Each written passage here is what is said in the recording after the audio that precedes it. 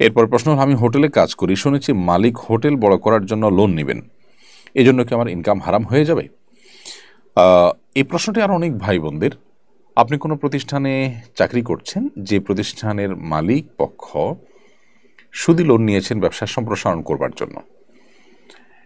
ওই প্রতিষ্ঠানে আপনি যদি চাকরি করেন আর আপনার চাকরির বেসিক কাজ বা ডিউটিটা কোনো হারাম কাজে সহযোগিতা না হয়, তাহলে সেক্ষেত্রে আপনার সে চাকরি হারাম হয়ে যাবে না। কোম্পানি সুদি লোন নিয়েছে, এর কারণে আপনার উপার্জন বা উপার্জিত অর্থ, আপনার বেতন, সেটি হারাম হয়ে যাবে না। কারণ আপনি যে টাকাটা বৈধ কোনো কাজ করে পরিশ্রম করে পারিশ্রমিক হিসাবে গ্রহণ করেছেন, সেই টাকাটাই যে সুদি যে লোন নিয়েছেন হুবহু ওই সুদি লোনের টাকা বা সুদের টাকা, এটা আপনি নিশ্চিত নন। কারণ কোম্পানির আরও টাকা আছে, সেটা হয়ে গেছে মিশ্রিত টাকার মতো।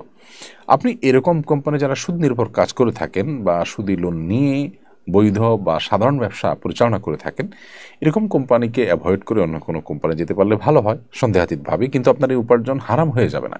অর্থাৎ এর কারণে আপনার কোম্পানি চেঞ্জ করাটা আপনার জন্য আবশ্যক হয়ে যাবে না।